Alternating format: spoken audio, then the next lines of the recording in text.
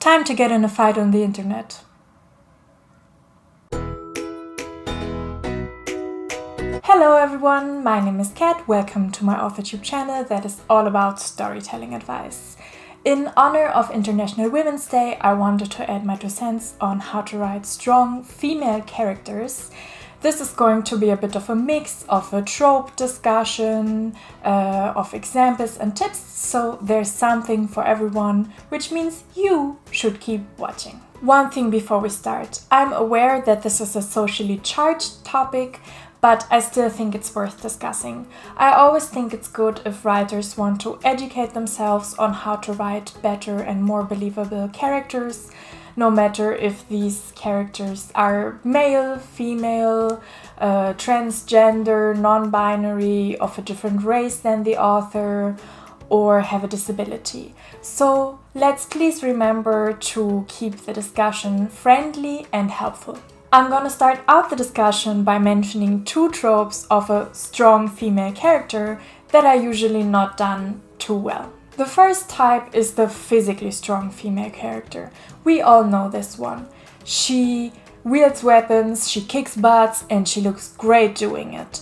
On top of her fighting skills, she usually has a snarky attitude because she's too cool to care. This doesn't work for me because usually it completely ignores the differences between men and women.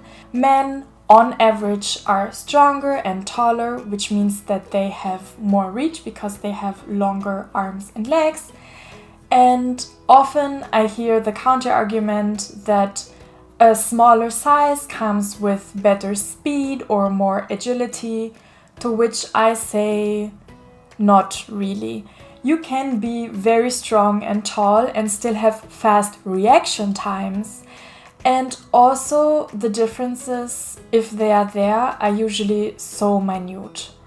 It doesn't really matter if a fist comes at you at 1 second or 1.1 seconds speed. And also a stronger person can land 1 punch where a weaker person has to land 3 punches for the same effect. This is not only true for male on female fights, by the way, but also when 2 men or 2 women fight. The one who has longer arms, who is taller, who is stronger, will have an advantage in fighting. If you still don't believe me, I encourage you to look into the history of the UFC and mixed martial arts, because they started out not having weight classes and they quickly had to introduce them because things got pretty messy. Another problem I have with this is that usually the female characters are not even written to be physically strong. Physical strength comes with a certain look, and it's not small and dainty, it's buff. So one problem is that it seems unrealistic and that the physical strength seems tacked on. But another problem is also the attitude that comes with this. I really don't enjoy spending my time with snarky, unsympathetic characters in my real life, so why would I want to read about them in books? All those points aside, it's just kind of lazy to equate physical strength with character strength. So let's move on to the next kind of strong female character that is usually not written well. She is the girl that is not like other girls. She doesn't wear makeup, she wears sneakers, and she reads. Which other girls don't? I guess by now you got the point. This is not good writing because the only way this character is a strong female character is by putting other women down. The only way she's portrayed as strong is because she isn't feminine. This brings me to the next point of this discussion, a discussion of femininity. I don't want to get into the discussion here of which character traits are socially conditioned and which ones are biologically inherent. And I also don't want to imply that women who don't behave in a traditionally feminine way are less of a woman because of that. But in our society, women and men are treated differently. So we as authors should accept this fact and work with it. Unless, of course, you write science fiction or fantasy and you are creating some kind of parallel universe, in which case it's totally up to you. But if we accept that society treats men and women differently, then we can create well-rounded and realistic fictional characters. And I would really like to drive this point home. I think what makes a strong female character is the same thing that makes a strong male character, which is that they are realistic in the context of their world. This doesn't mean that you have to fall back on stereotypes when you write, but it means to kind of keep it in the back of your mind when you are writing. Society reacts to a feminine man or a masculine woman or someone who identifies as non-binary in very specific ways.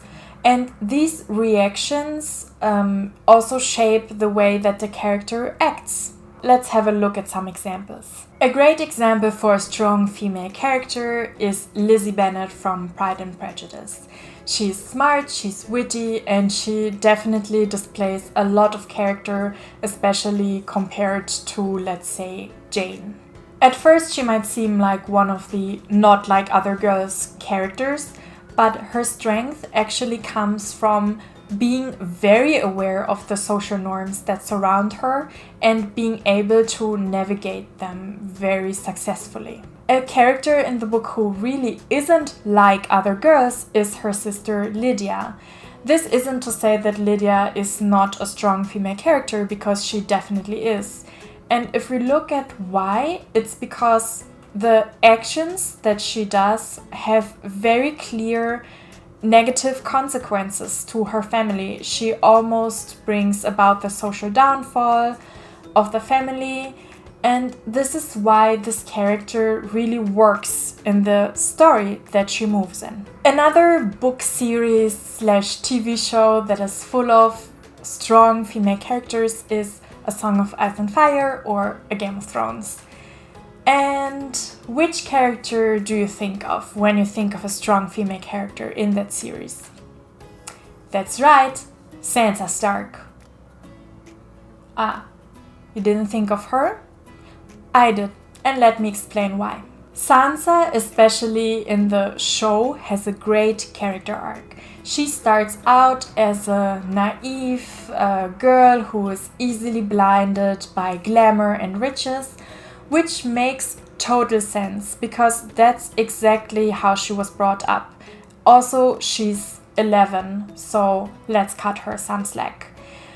During the show, she really learns from her own mistakes as well as other people's mistakes, and she becomes very politically savvy, and she uses exactly the weapons that she as a woman in this society has to her disposal. This, in my opinion, makes her a much better example for a strong female character than, for example, Arya Stark, because, again, in the show, Arya kind of stopped making sense to me. She doesn't really work as this cold-hearted, all-powerful assassin, because first of all, she's tiny, she doesn't look strong. Also, it's completely incoherent when she gets stabbed in the gut by the wave, and it's just no biggie when we clearly see that this type of wound can be fatal in the beginning of the story when King Robert dies of a similar wound to the gut. It's just not consistent, it's not logical, and it's all over the place. A much better example of a strong female character that is physically strong in the series is, of course, Brienne of Tarth. Because one, she's described as freakishly tall and very strong, and two, her physical strength comes with all the positives but also all the negatives in this society that she lives in. She knows very well that she is not traditionally beautiful, that she's not marriage material because of that, and it adds a very interesting layer of conflict to her story arc. So, what do these well-written, strong female characters have in common? Again, they have strength, they have flaws, but most importantly, they make sense in the context of their story. Everything they do, no matter if the decisions are good or bad, are rooted in who they are, and they have clear repercussions for whatever happens next. So let's end the discussion here and let's jump into my tips of how to write better and stronger female characters.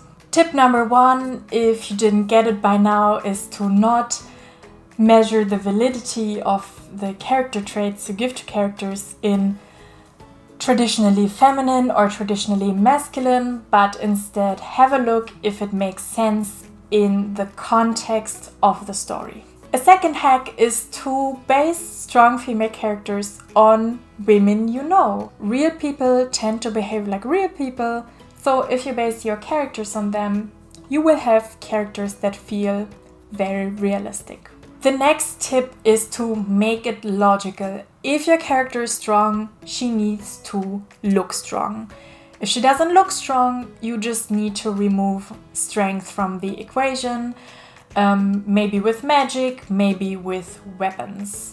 By the way, there is a very good video that I found that talks about which weapons work best for women, so I will link it down in the description box. Additionally, if you want to have a character that stands in their own right, they need to have their own hopes and dreams and not only be defined by men. And whatever those hopes and dreams are can be valid, even if it's to get married and to have a family, like Sansa Stark. Another thing is not to think of characters as male by default. I have to be completely honest here, I do this especially when I write animals. For some reason, to me, most animal characters are just male by default.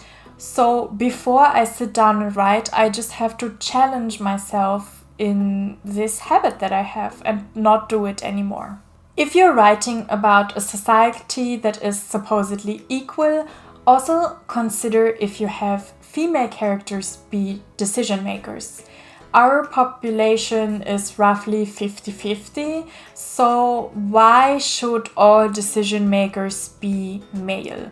Don't only think about this in the sense of main characters, but also the sidiest side of the side characters. The last tip is have your female characters make decisions. I don't mean it in the sense of a high-ranking position or to be a decision maker, but just to make decisions, period. They don't have to be smart decisions, they don't have to be good decisions, they just have to be decisions that drive the plot forward. So this was it for today. I really hope this video was helpful.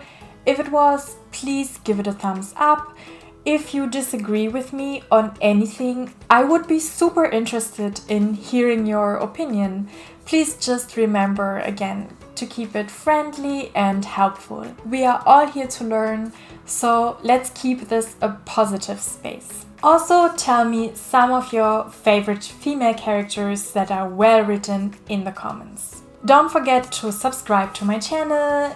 You can also hit the little bell icon if you want to receive notifications every time I upload. Also, follow me on all of my social media. I am Cat Sperling Books pretty much everywhere except for Twitter, where I'm K Sperling Books. Thank you so much for hanging out with me today, and I will see you very soon in my next video.